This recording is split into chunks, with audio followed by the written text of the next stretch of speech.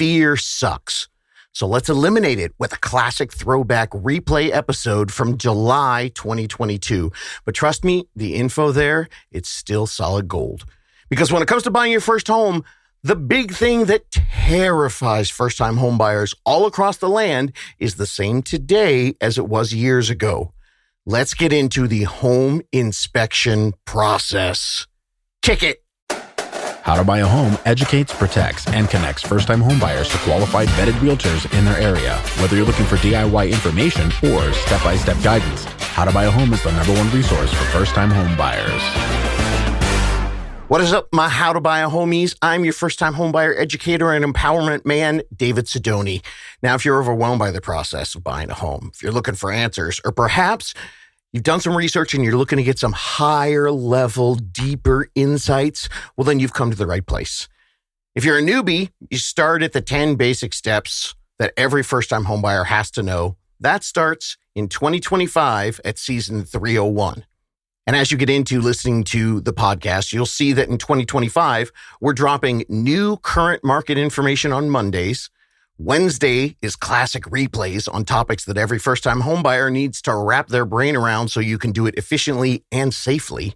And then Fridays are interviews with real-life people who have actually gone through the How to Buy a Home process, and they're now homeowners. Each listener story is incredible. They get into the details of the process. And so that way, no matter where you are in your process, if you're in the very beginning, if you're somewhere in the middle, or you're getting ready to start writing offers on homes, you'll get practical, real tips with actual real world experiences from the people who, did I mention, they're real, not AI. So here's your tip for this podcast. Don't listen to this podcast in order. Your binging is actually more of your own personal research journey, including scrolling through and picking the titles that work for you. I've been on the mic since 2019 and everything's there. If you're looking for more than just those beginner steps that start at 301, well, then there's the real estate terms and definitions A to Z. Those start at episode 94. If you want to know how to use the library and the catalog to find specific things that you have questions on, well, then you just check the titles for the topics that you're thinking, I could bone up a little bit more on this, or what the hell is that? I've never heard of that. The idea with that is to kill your fear with personal confidence in the process. And of course, if you've got a specific question, just go to the website, hit Ask David, and I will help you find the information that you're looking for. It's all there. It's all free. That's what we do. We build you up. We educate you. We give you information. We give you knowledge and assurance before you take the jump into the next steps of the process. And today, that step that we're going to be talking about, we're at the end of the video game now, battling the dreaded big boss, the often terrifying home inspection. Now, if you've never bought a home before, the home inspection can feel like a pop quiz that you didn't study for. It can be confusing, overwhelming. And one of the ways that you can defeat that crazy just freak out, remember, the home inspection is designed to scare the crap out of you. But if you know what to look for and how to react to it, you can turn that inspection into one of your strongest tools in your negotiations when you're buying a home. Now, before we jump in the DeLorean and we time travel back to episode 110 from 2022, I need to upgrade this baby. So let's get a few bonus insights that are becoming more the norm as we cruise through 2025, because standards have changed, not to mention some of the tech and, of course, some of the things that are happening with homes. And the questions the first-time homebuyers are asking, well, they're only getting bigger and a little bit trickier. So here's the 2025 rundown of the things you absolutely want to have on your radar during the home inspection. First, drainage and grading. This is something that I see in every inspection. Basically, a home inspector wants your home to be at the top of a hill with everything going down from that. So all the water flows away from the house.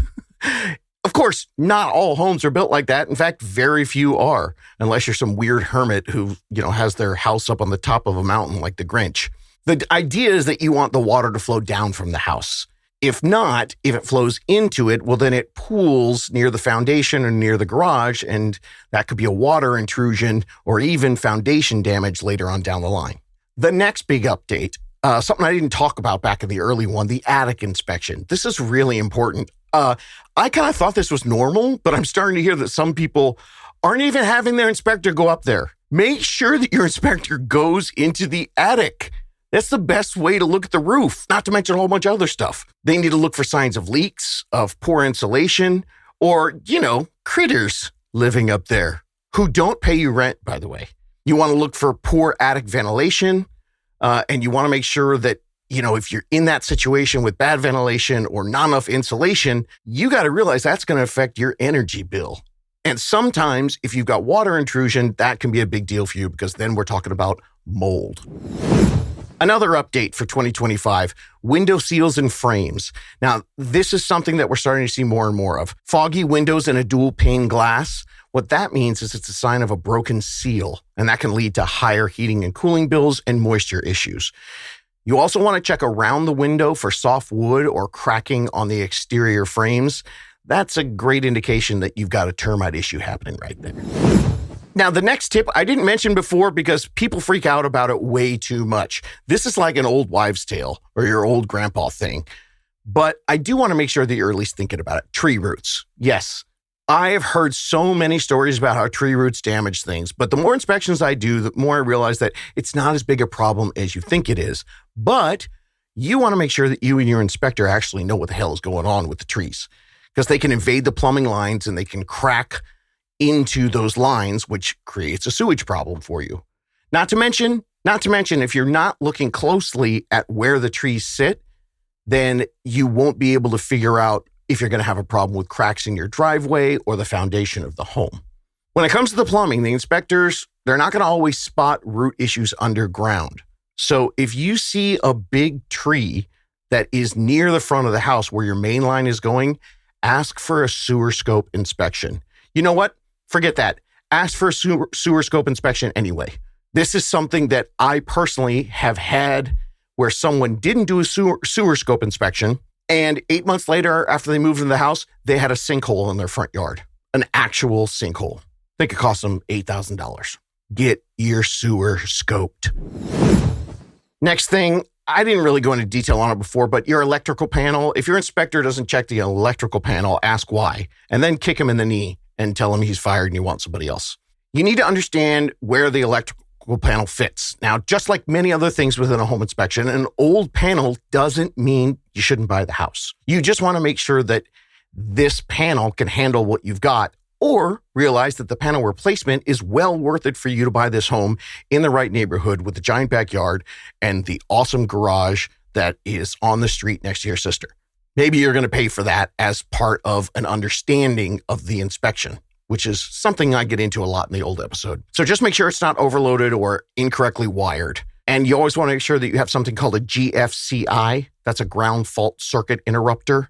Those are those little, it used to be red and black. Now they're just white. The little buttons on the outlets, if it's 6 feet from water, you want to make sure you have those buttons. It's safety 101. It's so you don't electrocute yourself. And then the last piece is one of the biggest tips for 2025. Homes are getting smarter. Yeah, smart homes. And we also want to take a look at solar. In 2025, these aren't, rich man's bells and whistles. A lot of times they're infrastructure for entire communities.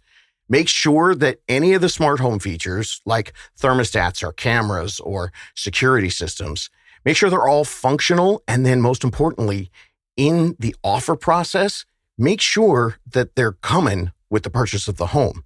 And if there are any warranties, make sure that those are transferable with the sale.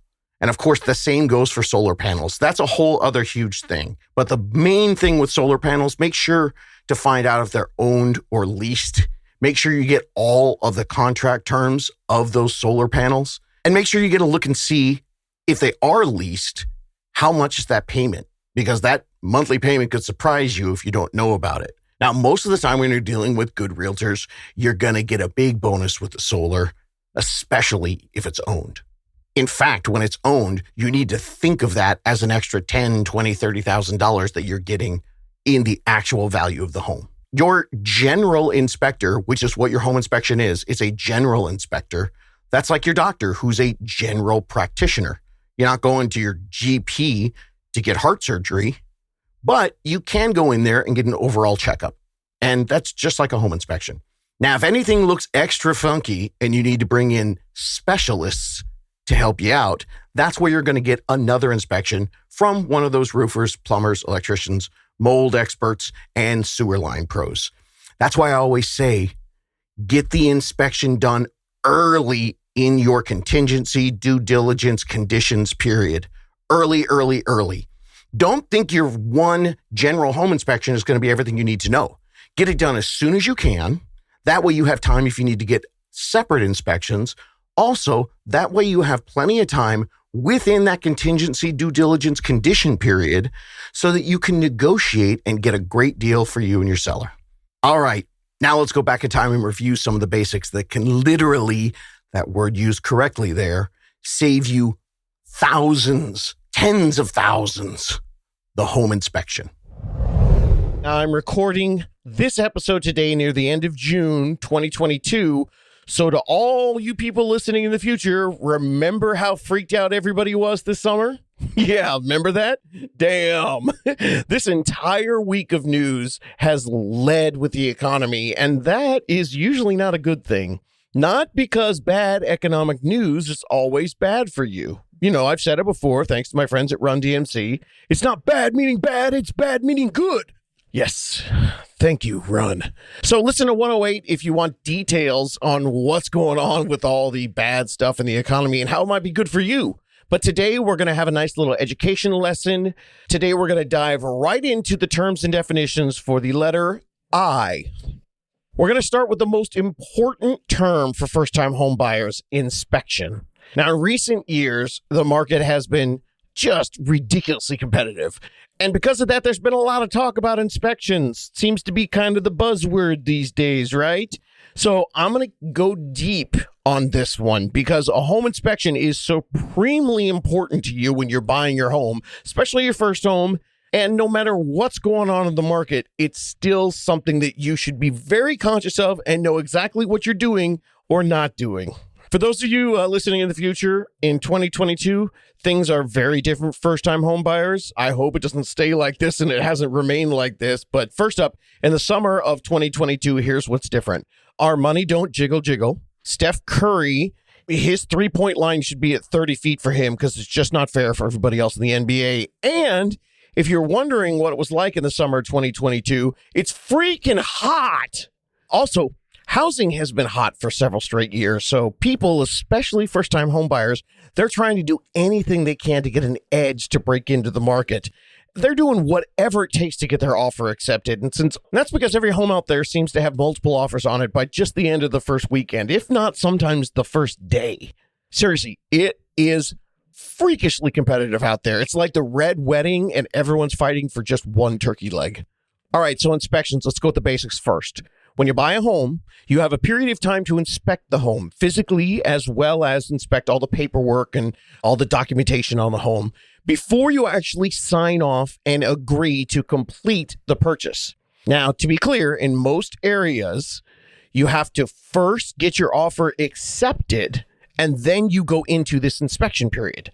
Depending on where you live, it's called different things. The contingency, condition period, the option period, the due diligence period for a lot of you folks on the East Coast. This is a clause sometimes offered in a purchase agreement that grants the buyers a predetermined amount of time during the contract to perform any necessary inspections, and you're going to get to inspect the home before you commit to it completely. Now, this is all part of the inspection. What I just explained right there was the inspection contingency period, but it all kind of goes together. So I just threw it all in one shot. In most places, because it is different everywhere in the country, you're going to put in a deposit, but you have a certain amount of days to inspect and decide that you want to move forward before that deposit becomes non-refundable. This is sometimes known as the buyer beware period. Think of it as if you're buying a car and you agree on a price on a car before you actually go and check it out with your mechanic.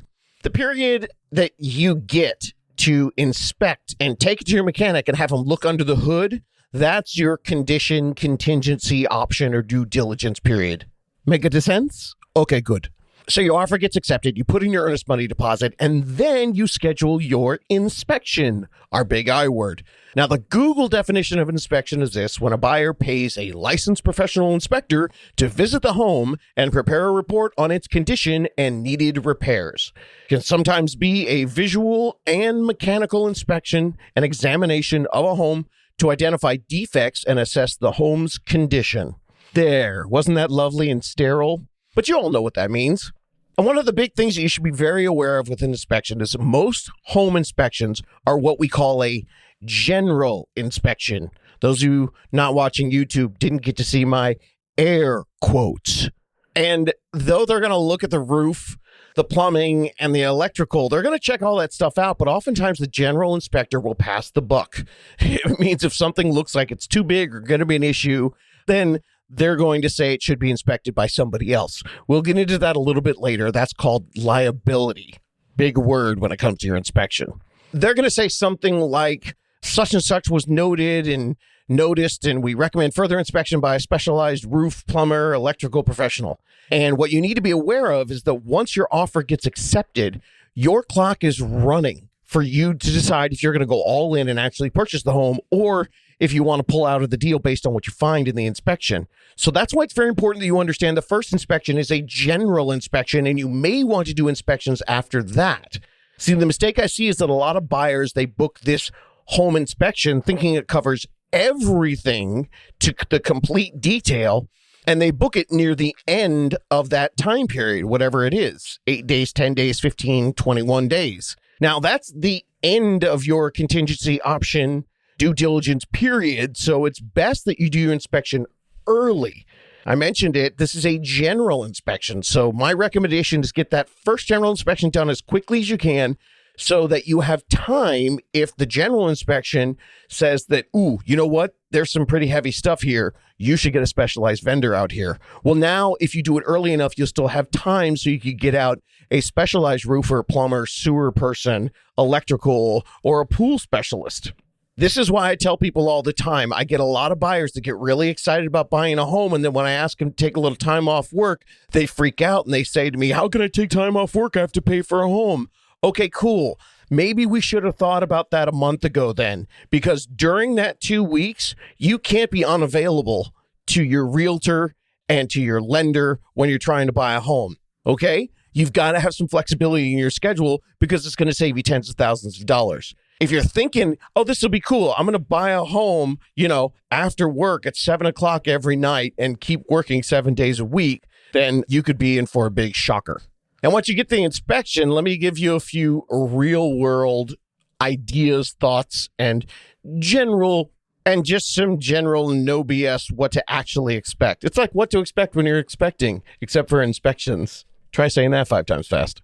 Okay, the number one thing about your general home inspection, it's going to scare the shit out of you. When you see all the flaws they point out on your inspection, you're going to think that your home was built by a group of junior high kids on a work release program. This is absolutely, totally normal. This is normal to be that scared, and let me explain why. When you buy a home, all of the people serving you are simultaneously doing a couple things. Number one, they're attempting to help you with the biggest financial transaction of your life, while at the same time, they're also making sure that you don't sue them for the work that they do. Told you we were going to get into this word, liability. Yeah, more than half of the paperwork that you sign in the mountain of documents that are required to purchase a home is you, the buyer, acknowledging something else to cover someone else's behind. That's the truth. And if you go into it that way and you realize that, you won't be so freaked out when you read all this paperwork that tells you such terrible, freaky things. In fact, where I live, we have local disclosures that need to be signed by the buyer. And each year, I've been doing this 16 years, something new gets added to the local disclosures. I think it was like 21 when I started, and we're up to like 47 now. And here's how it works. We in California, the most litigious state in the country, every time somebody sues somebody in real estate for something, it gets added to disclosures.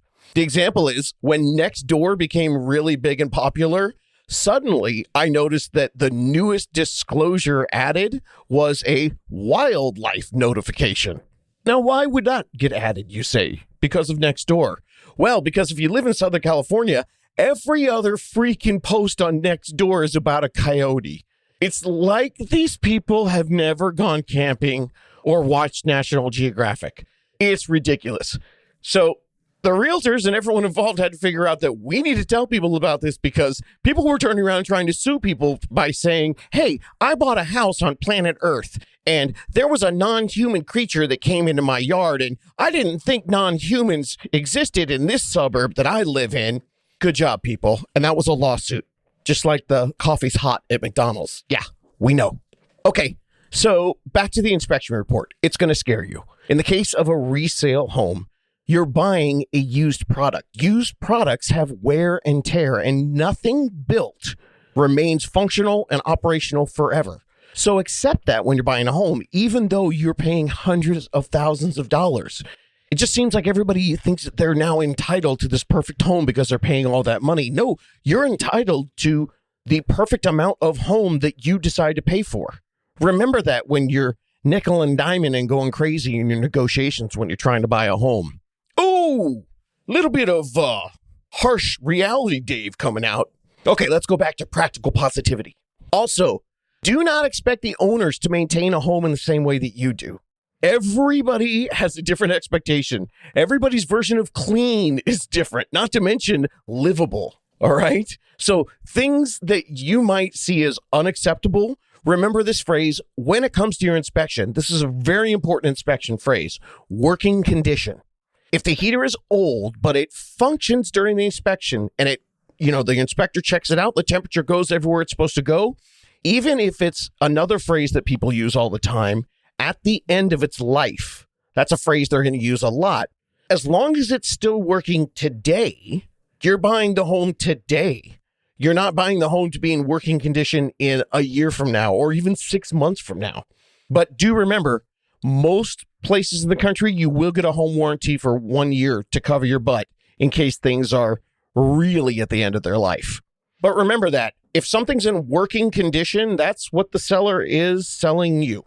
So here are some normal types of examples of what you can expect during an inspection and things that will help you so that when this all hits you, because it will be overwhelming, scary, and freaky deaky, okay? Here's what an inspection notation means for you, okay? The inspector probably won't say it, but I'll go with this one first.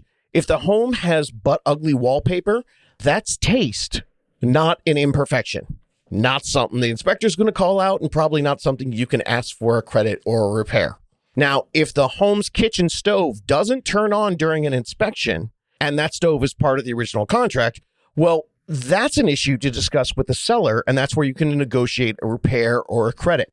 Think back to my car analogy. You look at a car, you see it online, it says it has air conditioning, you go in, try the car out, it doesn't have AC. Well, just like if you buy a home with a stove in it, you think the stove works unless they disclosed it somewhere. And if they did not, that would be a perfect example of something you find the inspection that you can then negotiate with the seller. Now, on the flip side of that, if a home has a hole in the wall from a doorknob slamming into the drywall, and that hole is there, and it's not affecting plumbing or electrical, it's just purely cosmetic. Well, that hole was there, during the initial viewing of the home before you made the offer. And if it was there and it could be easily viewed and seen by you during your offer, then we're assuming that the seller has already taken that into consideration and that you took it into consideration before you put the offer on the home. So it's basically we're buying the home at this price, even though we know there's a hole in the wall. That's where it can get kind of tricky, though. What did you see? What did you not see? What was obvious? What was not obvious? That's why I do the podcast, to give you mounds and mounds of ambiguous information so that when you go in to buy a home and you don't know what's going on, you go, oh, yeah, that's what Sidoni said. Now, you want to get into a really gray area. Let's say that somewhere on the back patio, there's a huge crack in the cement, and it's something that you could trip on it. But the owners, they've had it for years, and it's never bugged them at all. Well, that falls into, once again, a tricky place in the negotiation. You're going to need to convince the owners, who, by the way, don't mind it and have never thought it was a problem. You got to convince them that this is a health and safety issue for you moving forward and that it should be repaired before you purchase the house. Now, I could go on and on with examples like this, so you see why having a solid representative to help you negotiate this part of the transaction is crucial. I'm stoked that your cousin got their real estate license last year, but if they don't have an experienced veteran with them at the inspection, helping them through this part of the deal, even if your cousin's kicking you back $5,000 or $10,000, well, I bet you're going to lose 5 times more than that in a poorly negotiated inspection concession. Look, the way things are going right now with the historic low inventory and the psycho-competitive markets for first-time home buyers, there is a lot of chatter about waiving inspection these days. Why in the world would you waive an inspection? Well, because you put in 7 offers and you're dying and just want to get one of your offers accepted. I can't tell you exactly what to do in every individual situation, and there is no blanket statement. There is no rule of thumb or index finger or pinky finger or even middle finger. All right? There's nothing in real estate that is the same for every single transaction, but I would say consult with your unicorn. If it's a standard, freestanding regular single family home, I personally, in general, which I don't know because I don't know anything about your personal situation, but in general, I would say it's not really recommended that you buy the home without an inspection. Okay, I wouldn't necessarily waive it. You can still get the inspection done and not ask for anything, but you really should give yourself at least a few days to check and make sure there's nothing hiding in the basement.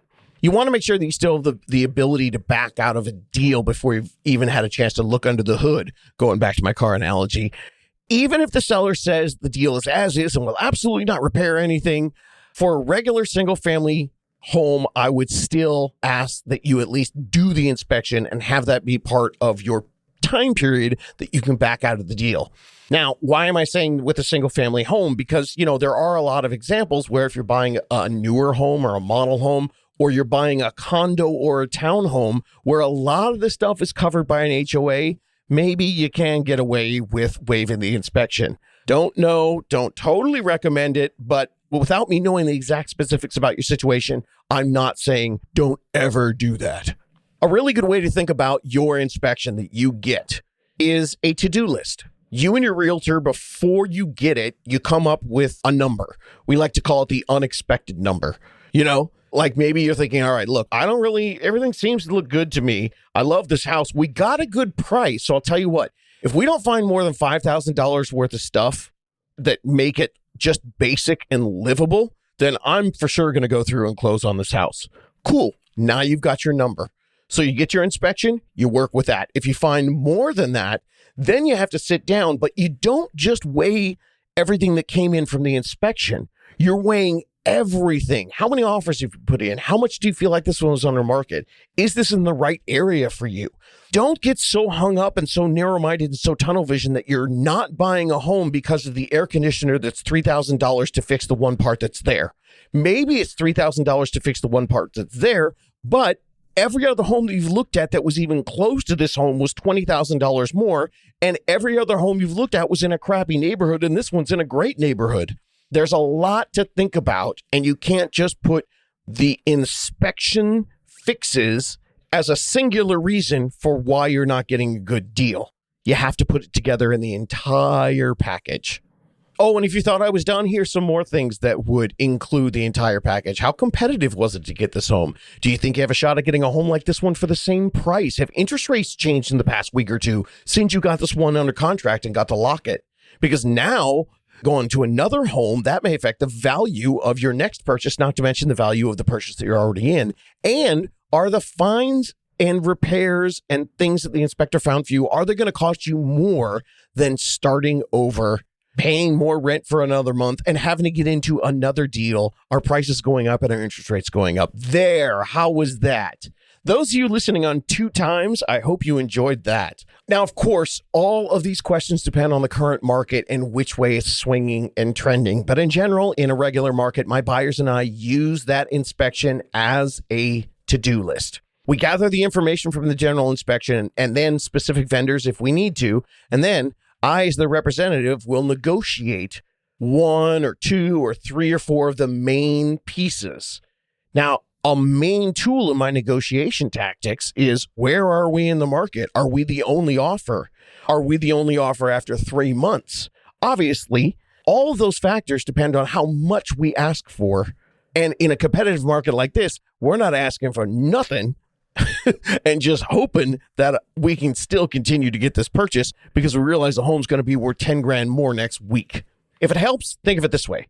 My buyers put their offer in and negotiated the best price based on the assumption that the home was in safe and working order. Then we do the inspection. The inspection reveals X, Y, and Z. Therefore, since these items weren't obvious in the initial visual inspection, when we came up with our price and when we presented the offer that we negotiated, we're now requesting that those items, X, Y, and Z, that they be repaired before the closing. Or we're going to be requesting a credit of X amount of dollars for the items X, Y, and Z. There. How many of you feel like you went back to algebra? All right, look. You keep that principle in mind, the entire inspection process will be much less overwhelming. Oh, but remember, it's still going to scare the shit out of you and make you think that someone built your home on Minecraft. That was fun. My video producer's 27 and he giggled when I said Minecraft. That's cool. That means you have the same mentality as my kids, JT. How's that feel? They're 12 and 16. All right, we ended the whole thing with a super cringy old man dad joke that somehow got the younger folk to laugh. All right, well, I have a whole bunch more eyes to do, but dang, that inspection thing took a long time. It's kind of really important, and I'm just going to go ahead and call it right now. So that is your home inspection podcast. Really important stuff, no matter what's going on in the market, to make sure that you understand how an inspection works for you, making sure that your unicorn team is on top of it, that you're doing everything precisely correctly to know, A, it's going to show you lots of bad stuff. Don't be freaked out. And B, what should you be looking for to be freaked out? Remember, your inspection is a fantastic to-do list. Boom! There you go, just like that. You graduated from, what is a home inspection? How's that work? To bring it on, inspector dude. Man, that's cringy. Sorry, everybody. Look, this episode might have aired back in 2022, but if you were paying attention, you now have a massive leg up on most first-time home buyers out there. That inspection period, it's your one shot to truly understand what you're going to buy before you commit to the whole deal. And, remember, don't let a $500 or $1,000 fixable problem that your inspector finds today scare you into losing out on a home that could end up paying you hundreds of thousands of dollars just for living in it for 5, 7, 10 years. So don't freak out. You've got the information and your unicorn's going to back you up too. And just to make you feel even more confident, here's your Inspection Survival Kit, 2025 edition. 1, schedule it first. Don't wait until day 9 or 10 or 14 of your contingency due diligence condition period. That is a rookie move. You want enough time to bring in the specialist in case anything suspicious shows up. Early inspection, that equals more leverage in your continuing negotiations until you pull the trigger and you're ready to go. The second tip, understand what's normal versus what's a red flag. Every home, even the new ones, are going to have some sort of issues. And remember, that's what they do. The inspectors are there to find crap. And they will make you feel like crap. But remember, if they found nothing, they wouldn't be an inspector very long. So for you, the key is this. Focus on the safety, the structural, the plumbing, the electric, the HVAC, the roof, anything big that can lead to expensive problems down the line, or anything that could maybe be a health concern. That's very important too. Tip number 3, use that inspection to negotiate. Even if you're in a tight market, even if you had to do a bidding war with 15 other people, just because a home is as is when they sell you, which most contracts say that buying a home is an as is sale, doesn't mean that you can't at least ask or start to negotiate. You might not get the repairs, but the best thing that I always recommend to my buyers is you can still ask for credits. Or if it's too much and you realize that, hey, this isn't just a few normal things that I can fix. These are big red flags. And that has adjusted the actual value of our purchase price. See, that's the way it works. If they're big stuff, then you actually went, wait a minute, I bought this car before looking under the hood. I thought it was a $30,000 car, but really, you need to replace the entire transmission. This is, a $25,000 car now. Well, if that's the case, you need to know that stuff early so you can get a big enough credit or walk away. The inspection, especially done early, it gives you options in your negotiation. And the fourth thing, don't panic, don't freak out when you get a list from your inspector of things that need to be fixed. Maybe you go ahead and accept those things, because if the issues are manageable, the inspection just becomes your first, second, and third year homeowner checklist. All you have to do is prioritize what needs fixing, budget it out, and then plan your upgrades and your rehabilitation accordingly. This is the part where other buyers would freak out. But if you are confident in your inspection, well, this is where you can get ahead and actually end up getting a better deal because you took the home knowing that you could fix those things where somebody else freaked out and walked away. And again, don't forget, the inspectors are covering their own butts too. They're not there to predict the future or guarantee a perfect home.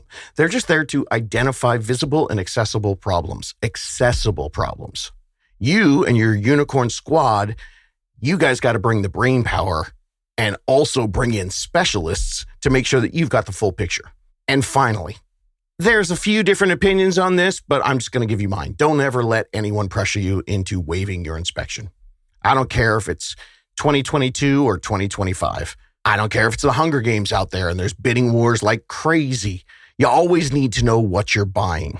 Now, I know I've heard that some people got a great deal because they passed on the inspection, and maybe if there are some circumstances that works, but for me, that's my 2 cents. Don't waive it. Okay, that's it for this special throwback replay. If you're digging this content, don't forget to subscribe and please leave us a review. Those reviews on there tell other people that, hey, this podcast actually does some good. Or you know what? Just tell a friend. Share the podcast with anyone who's sick of their rent. And if you're ready to build your own unicorn team, your ride or die realtor and lender crew, you know what to do. howtobuyahome.com and ask me. You got this, peeps. Remember, you're not just buying a home, you're building your future. You can do this. Looking for more DIY education or your own personal step-by-step guidance through the home buying journey? Since 2019, How to Buy a Home has been the #1 resource for first-time home buyers. So visit howtobuyahome.com to get started.